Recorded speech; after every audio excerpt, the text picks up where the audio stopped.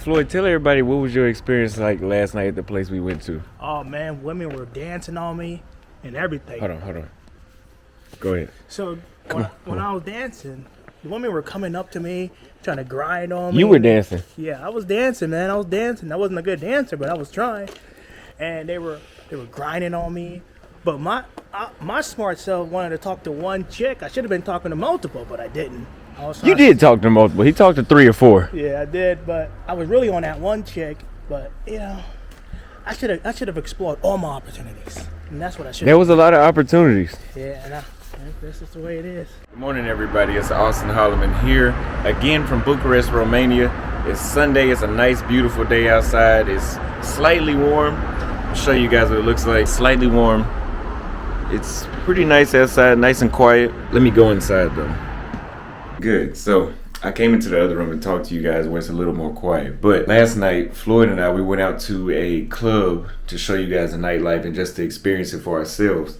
And I met this Romanian chick on Tinder, which you guys know I don't use Tinder, but the dating scene here in this area, from what I can see, is a little shy, or it's dry kind of. And the reason I say is because they're not so choosy and they're not as approachable.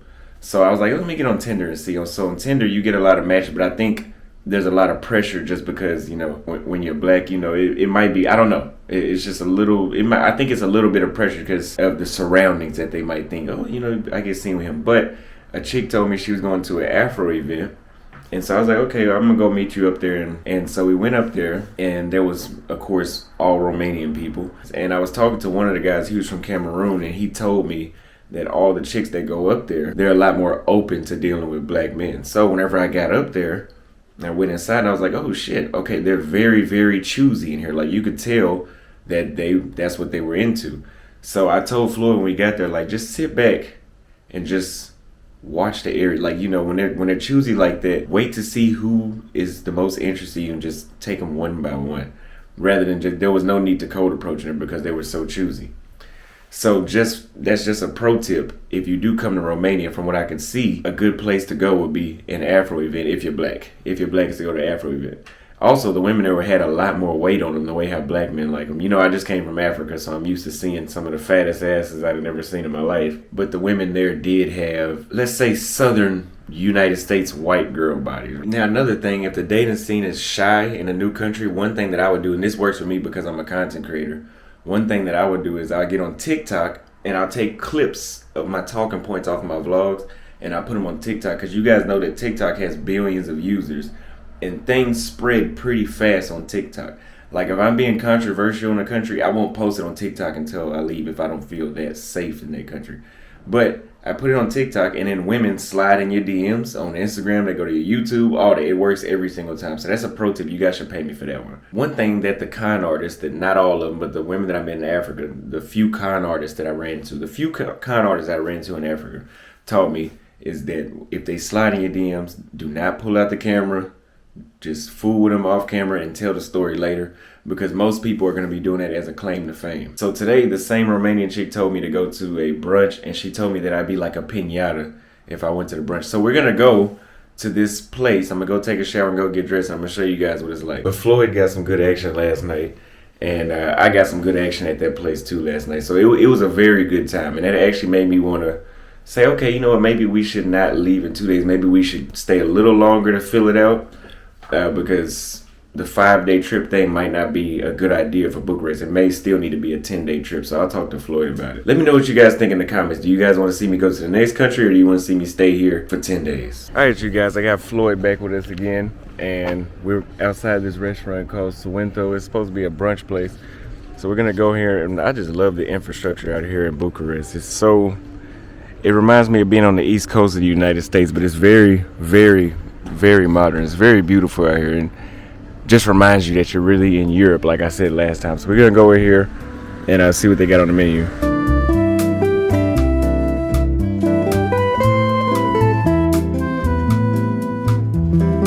We didn't have a reservation, so we had to sit at one of these tables at the front.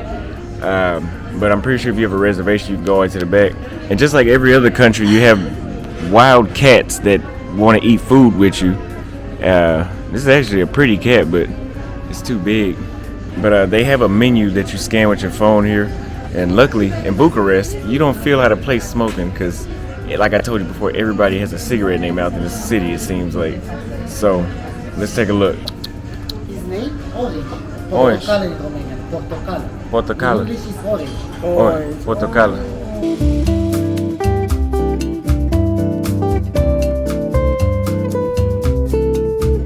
Yeah, big bottle of sparkling water. Okay, 2 glasses. And yes, and can you bring me a mimosa too? Yeah. And I have this plateau de brunch. Number 2. Brunch platter, yeah, with Yeah. the one with salmon or the one with pastrami, beef pastrami. Salmon. Yeah. Okay. And then let me get a. Let's see this pancake thing, please. Let me get this. All right, you guys. So we got a mimosa, sparkling water. Floyd got some extra pancakes. We didn't know it came with pancakes, so he got extra pancakes, and I got like this. I don't know, but it's an egg with salmon and pancakes and fruit, and he has his with salami, beef. What drink is this? Orange juice. Orange juice. So, bon appetit.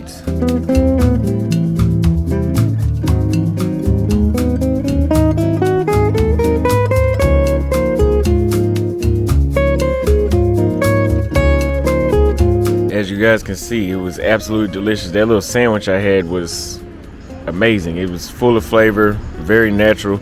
Just about as natural tasting as the food was in Africa. So I think all the food outside the United States is just better. Also, you guys were right about when I got to Europe that my RPM, which is what I get paid per 1,000 views, it's like doubled. Like the past 3 videos I put up, I checked the RPM and they're double of what they were in Africa. So I'm gonna have to stay in Europe for a while. Financially, it's the smartest decision because when I get to Africa, those videos don't pay as much. I mean, I was still able to maintain my income, but just doesn't pay as much. So for all y'all that are like, oh, he's gonna fall off, I guess you're gonna have to wait a little longer. Actually, it's never gonna happen. So that meal was absolutely fantastic. It was absolutely delicious. I loved it.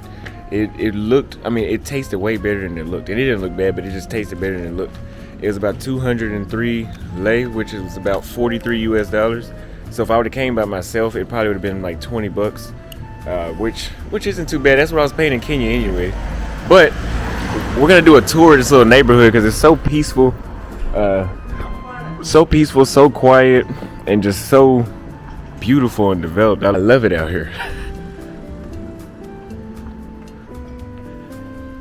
And it seems like we don't get as many stairs in this area, so it's cool. But we're gonna show you guys around, and we're gonna find like a maybe somewhere that's like historical or something to look at. So now we've come across a bird sanctuary right here, where they're all just gathered, sitting here.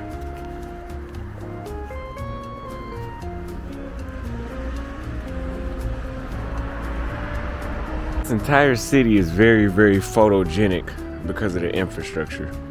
Very photogenic. I can see why they shoot a lot of movies in Europe now. I'm so glad I came out here. You know what? The air is fresh too. It's not like it doesn't, I mean, I don't know what the pollution is, but it doesn't feel so polluted. I think what Floyd and I are gonna do, we're gonna catch some public transit for content. Floyd, tell everybody, what was your experience like last night at the place we went to? Oh man, women were dancing on me and everything. Hold on. Go ahead. So when I was dancing, the women were coming up to me, trying to grind on me. You were dancing? Yeah, I was dancing, man. I was dancing. I wasn't a good dancer, but I was trying. And they were grinding on me. But my smart self wanted to talk to one chick. I should have been talking to multiple, but I didn't. You did talk to multiple. He talked to 3 or 4. Yeah, I did, but I was really on that one chick. But you know, I should have explored all my opportunities, and that's what I should. There was a lot of opportunities. Yeah, and that's just the way it is. And like I told y'all before, the ones that we saw in there had a lot more weight on them, and they were a lot more thicker. Choosy. Yeah, they were thicker, but they were a lot more choosy. They were very interested in black men. Let's just say that. Like I said, I just really admire this infrastructure out here. It's so beautiful. You right about that. Makes a black man blush. But I think this is one of those scenarios where I said that I could live here but I would have to be here a little longer and date the women to know. But I still think I would bring an African woman to come live here with me. I don't know if I would be with the locals, but I don't know. You got to give me more time. I got to be here longer. I actually haven't dated anybody yet. So, look at this kitty right here.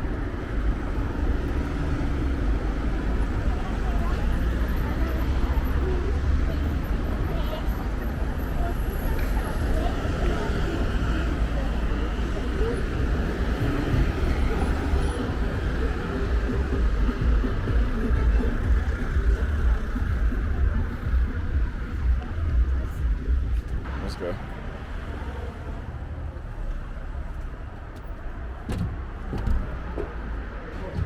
For allergies? Yes. Okay.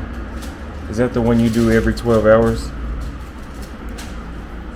You guys, we're walking through Old Town now. Floyd wants to go pick up some cigars, and believe it or not, Floyd needs cigars because Floyd, I think he's in the right state whenever he's a little more relaxed, because Floyd can do a lot, but I'm here to help him out to show him what he needs to do to get what he wants, because I know what Floyd wants.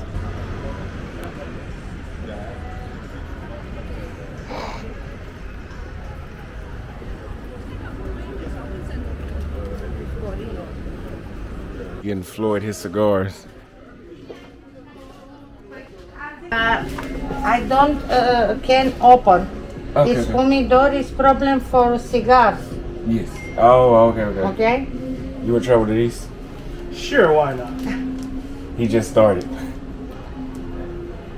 You like strong or light? He will. No, they're just cheaper here. Oh, okay. We're gonna get these four.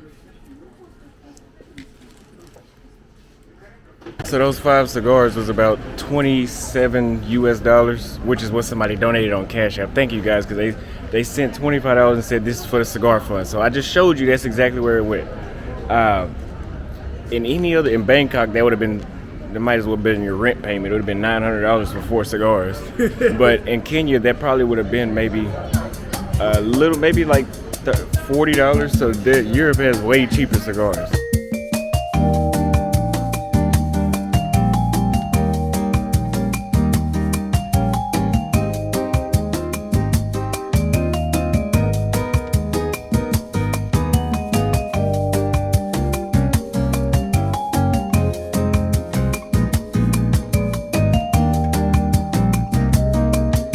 Can you, yes, but can you fry the fish? Can you, instead of grilling it, can you fry it though? Yes.